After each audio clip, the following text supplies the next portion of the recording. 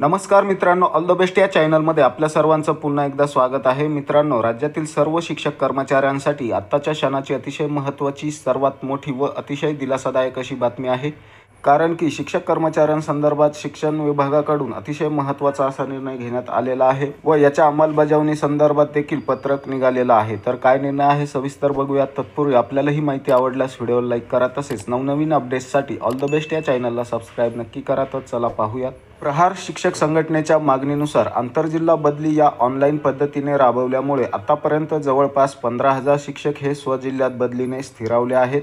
प्रहार शिक्षक संघटनेच्या शासन स्तरावरील सततच्या पाठपुराव्यामुळे आतापर्यंत 2017 पासून शासनाने जिल्हा परिषद शिक्षकांच्या ऑनलाईन आंतरजिल्हा बदलीचे 6 टप्पे राबविले होते। यामुळे राज्यातील 15,000 शिक्षक आपल्या स्वजिल्ह्यात स्थिरावले होते। ऑनलाईन बदली प्रक्रिया राबविल्याने आर्थिक व्यवहारांना आळा बसून बदली प्रक्रियेतील भ्रष्टाचार संपुष्टात आला होता। त्यामुळे हे बदली धोरण कायम ठेवण्याची आग्रही भूमिका प्रहार शिक्षक संघटनेचे राज्याध्यक्ष महेश ठाकरे यांनी शासनाला वारंवार निवेदन देऊन मांडली होती। परंतु माजी शिक्षण मंत्री यांनी बदली धोरण बंद संदर्भात काढलेल्या शासन आदेशामुळे राज्यातील शिक्षकांमध्ये अनिश्चिततेचे वातावरण निर्माण झाले होते।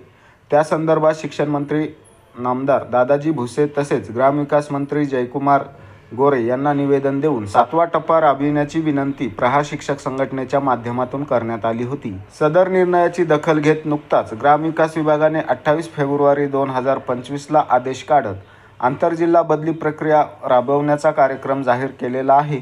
त्यानुसार 10 मार्च ते 6 एप्रिल दरम्यान आंतरजिल्हा बदली प्रक्रिया राबविण्यात येणार आहे।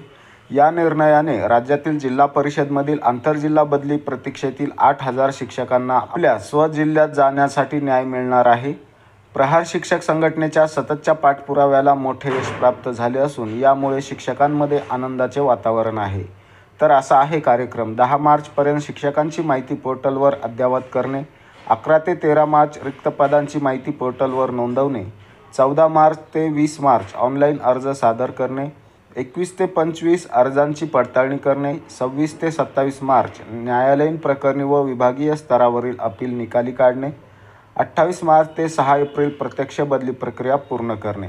शासनाने ऑनलाईन बदली धोरण कायम ठेवण्यासंदर्भात तसेच टप्पा क्रमांक 7 राबविण्यासंदर्भात प्रहार शिक्षक संघटनेने सतत जो पाठपुरावा केला त्याबद्दल राज्यातील आंतरजिल्हा बदली प्रतीक्षेत असलेल्या शिक्षकांनी समाधान व्यक्त केले आहे।